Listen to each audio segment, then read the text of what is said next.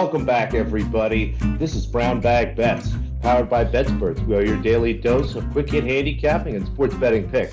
I'm Alex Christensen, and joining me, as always, Mr. Andy Molitor. How we doing, Andy? We're looking nice in your BetSperts hat there. It's unfortunate we can't have the green screen thing where you've got the green screen beat, but I'll take it. Yeah, that's trippy actually. So I don't know if I need that in my life. But yeah, I'm good. Tennis was fun yesterday. I only do one ATP pick a day, but we got two winners yesterday because it took so fucking long to finish some of the Tuesday matches that went into yesterday. And yeah, the what was yesterday? Fuchsovic's plus 4.5. He lost the first set close, then he won two sets. When you're up 2-1, you're usually leading in the games, which he was. He then went and decided to not win a single game in the fourth set, which was basically, I looked at it, I'm like, all right, he's up by 4. Like, he could lose 6-2, 6-2, and we're still Gucci here. He loses 6-0, and I actually had to sweat at the end. It was not all that fun, but Fuchsovic's plus 4.5 does come home. And the Kubler money line, whatever he had from the day before, gets there as well. And yeah, we're underway. It looks like we have Cilic kicking the shit out of Ramos right now. Evans is up a break on James Duckworth. Chorich down a break. That's not good. He's supposed to be winning that. And then the women have 4 matches that are going already.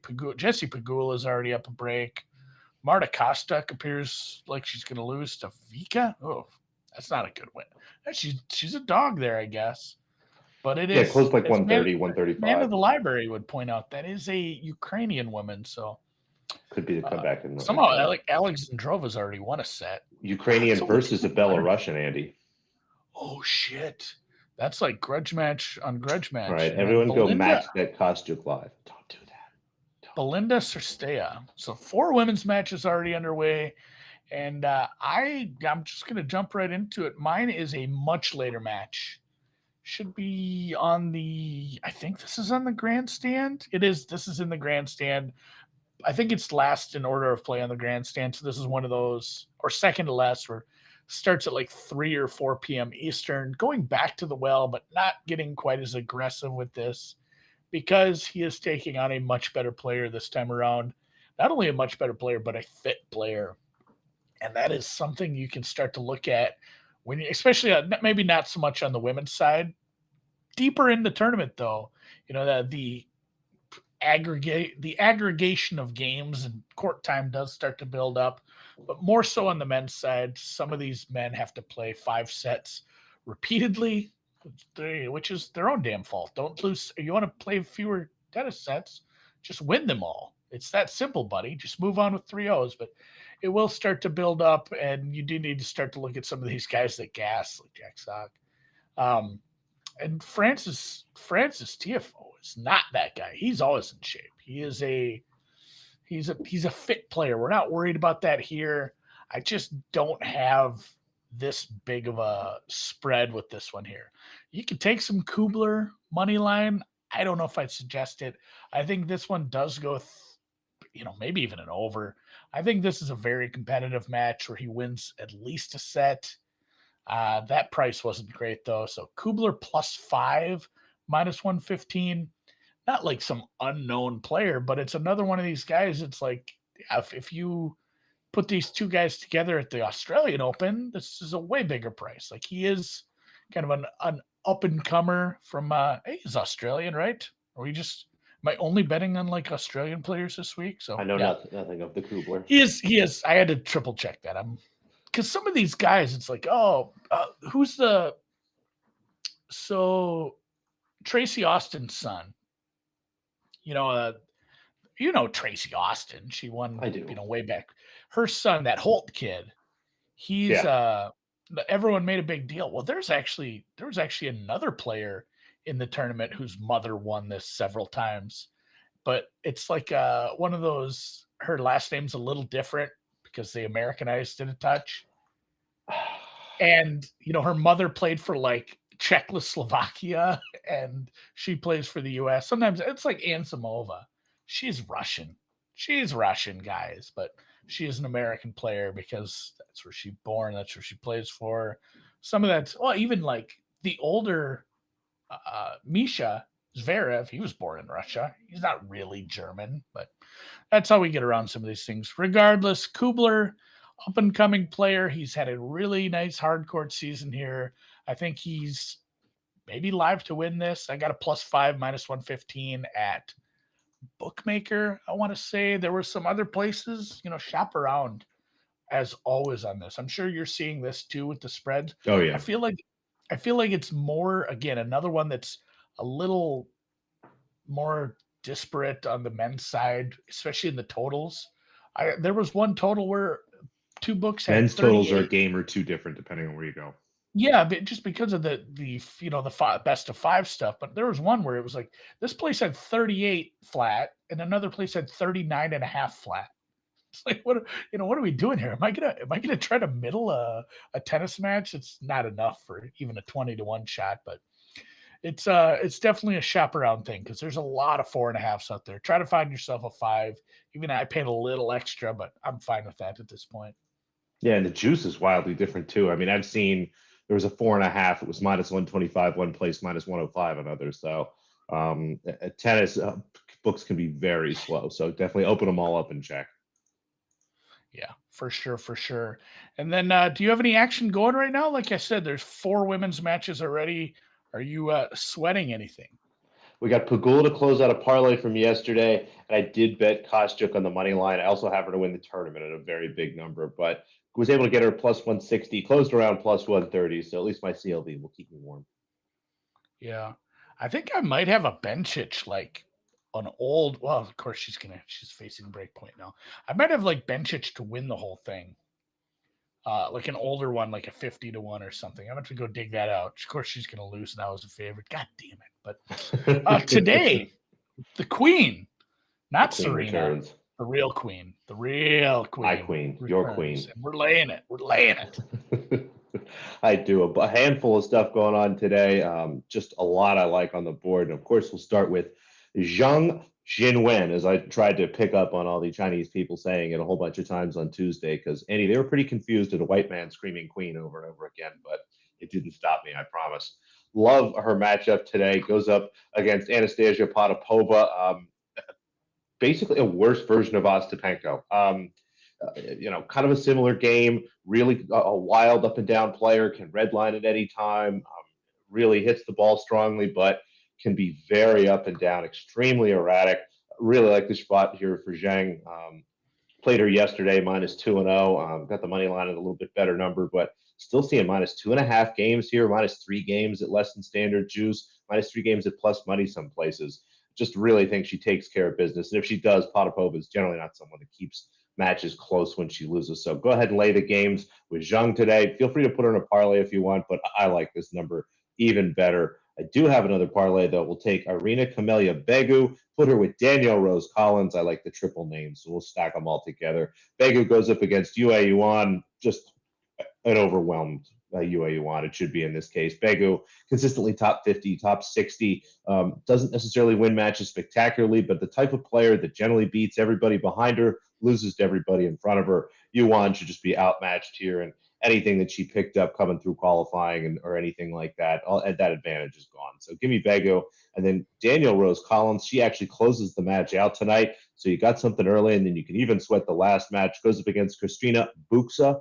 Buxa, another Spaniard that is a little underrated on hard courts, but is going to be no match for Collins, who generally does play this event very well and kind of builds up towards this North American hard court season. Really like this quite a bit. So I'll put the two together, get -110. I'd have that parlay closer to -130, -135 myself. So I don't mind laying a little bit of juice there. Then we will go with the German here for Andy. Jewel, not Julia, not Jules. I screw this up all the time. Jewel Niemeyer, just like the 90s pop singer. +130. She goes up against Yulia Putintseva. Putintseva taking advantage of some weak opponents. Again, Anisimova not healthy here. Putintseva upsets her in the first round. Broken Continues to foot, carry over a like. little bit of momentum there. I just give me Niemeyer here. I have this as a pick 'em. So +120, +125. There's a +130 out there still. Go for it. Another very young player. Everyone likes to talk about Coco Gauff, but the Fruhvirtova sisters have been doing very well. I believe this particular Fruhvirtova is 18 or 17. The other one's like 16. But Linda here, yes, folks, Linda goes up against Garbiñe Muguruza. Muguruza did get the win in the first match. Snookered us a bit there. I'm just going to keep going back to the well. Plus 160, Fruhvirtova coming through qualifying. Someone, again, who kind of fits the bill of what I'm looking for, a younger player on a bit of an upward ascension at the end of the year.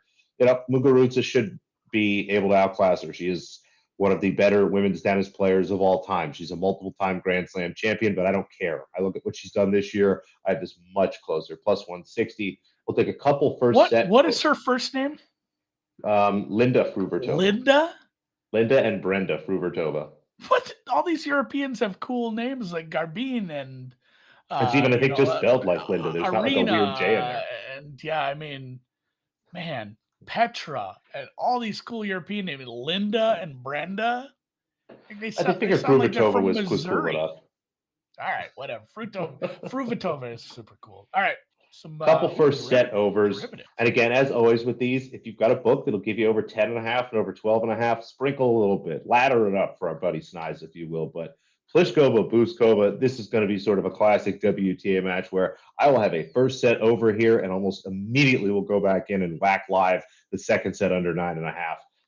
These two have played a handful of times. The first set is generally a battle. And given what Pliskova has done the last couple of weeks, given how she just kind of bailed on that match in Cincinnati, I really wanted to play the over here, but 9.5, that was a standard juice. Actually, I think I got it at plus 100 last night. You're looking around the books, they've got this total at 21.5, might even close just shy of 22, maybe even achieve 22 somewhere. And again, this correlation just looks off. The balance of this match is going to be a long first set, short second set. So give me over 9.5. And again, if you've got over 10.5, 12.5, great. Same thing here. Kanepi, Sabalenka, both women that really push hard in the first set. I think there's a great chance we see a 7-5, 7-6, something like that. But then things kind of get out of hand. Sabalenka is someone who really struggles down a set unless it's against a lesser player. And even if she does, she loses the next set quickly or wins the next two very quickly. It's just generally the balance of the match here. And again, the total is 21.5. I think it's going to push up. It'll be a very juicy 21.5, and this should be at least 10. So 9.5, you should see that at standard juice or less, and stack a 10.5 and a 12.5 on top of that too. All of those are today, and just one play for tomorrow. An early look on a total here. Allison over risk playing against Wang Zhiyu. Wang Zhiyu with the impressive victory, down 2 sets, able to win the next two 7-5, 7-5. To beat Maria Sakkari. It was a ton of fun to watch that match.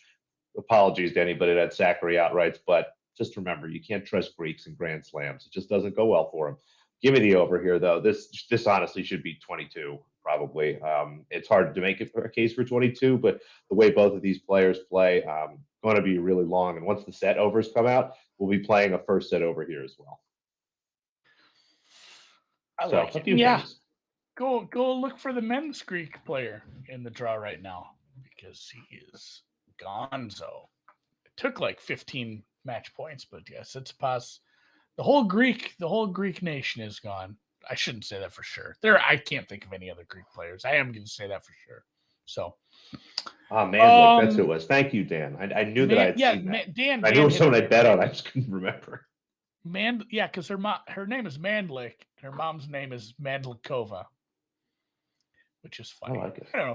People change their names. That's fine. Good luck, Phil. I don't mind if Samsonova makes a deep run, but maybe not. I'm reading a book, and I know this is like a very common name, especially among European people of Jewish descent. But like Moscow, I can't see the last name Moskowitz and not think of an American Tale 5 Goes West, because in that they give them the name Mouskowitz, and it just makes me laugh every time.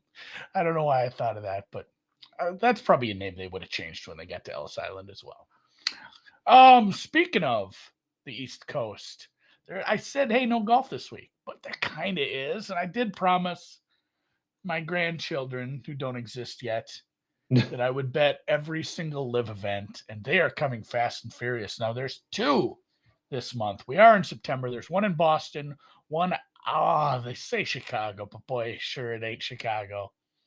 It's a ways from Chicago. It's out in the burbs, out past the burbs, honestly. So 2 events in a few weeks here. It's starting at the International up in Boston.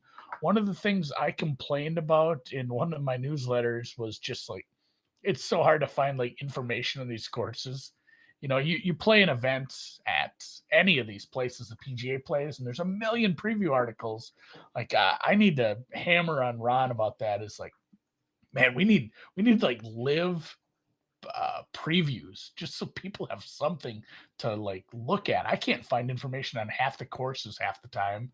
I'm like the actual website where you book tee times to go play there for some of the info. One of the events Put up there little course was preview videos. yeah, I mean, one of the events I pulled up as many articles as I could find in a bunch of tabs, and the first 2 listed the par for the course at 2 different things. I mean, they couldn't even agree on what par was for the event that weekend. But Interesting. I digress. Problematic. It is and it's the only game in town. There's no PGA event. There's some DP World Tour, but we do have the full field heading up to shipping up to Boston. A lot of big names. Data Golf even pointed out this was a tougher field. And again, there's only 48 men, but the strength of the field is more so than 7 of the events on tour last year. And they're like the 7 shittiest events, obviously, but they are starting to get enough names where it's actually, something to shake a stick at. And regardless of everything you've heard, and this is the biggest pain in the ass for me, is finding out that these men have gotten these huge bonus checks. And then when they win, some of them have signed deals, or maybe all of them, we don't know. Or it's just like, oh, that comes out of your bonus. Like if you win more than you bonus and you can keep it, that's how it's sort of explained by Shipnuck. So it doesn't jive with like the effort level, but I still, if I just look at the numbers, I made one small matchup bet. I actually got this at minus 107 over at Bookmaker. Essentially, they have Cam Smith as an underdog to DJ. But DJ's a fine golfer, and maybe even a year ago, that would be fine. I don't know if they're, the market is giving him credit for playing on LIV longer, or, he's acclimated himself to this. He's had a longer layoff and he's had time. But Cam Smith is maybe the best golfer not named Rory right now. He's amazing. He's at the top. It shouldn't be an underdog to anyone on the LIV Tour right now. And I got him as a minus 107 underdog price on Bookmaker this morning. That's the only thing I'm playing for Boston. Outrights feel like an absolute crapshoot because some of these, there are some of these lesser known players that shoot up the leaderboard, and I can't make any sense of the stats on some of that stuff. So Cam Smith over DJ, full tournament, 54 hole matchup, as we call them here on the LIV. And that's it. That's all I'm playing. I should put that in the Discord for the golf followers.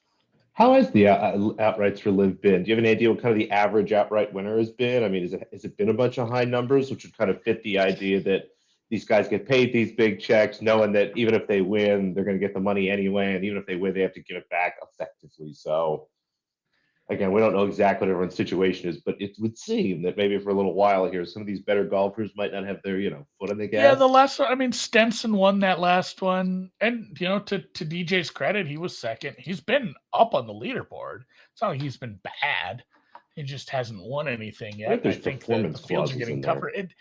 It's been a crapshoot, honestly. Like, you look at the leaderboards, it's like, oh, Henny Duplessis is playing well again. I don't know what to make of this. He's not even He's not even in the lists right now. So, all right, couple things to close. We have college football tonight. We have midweek football going on. Thursday night football.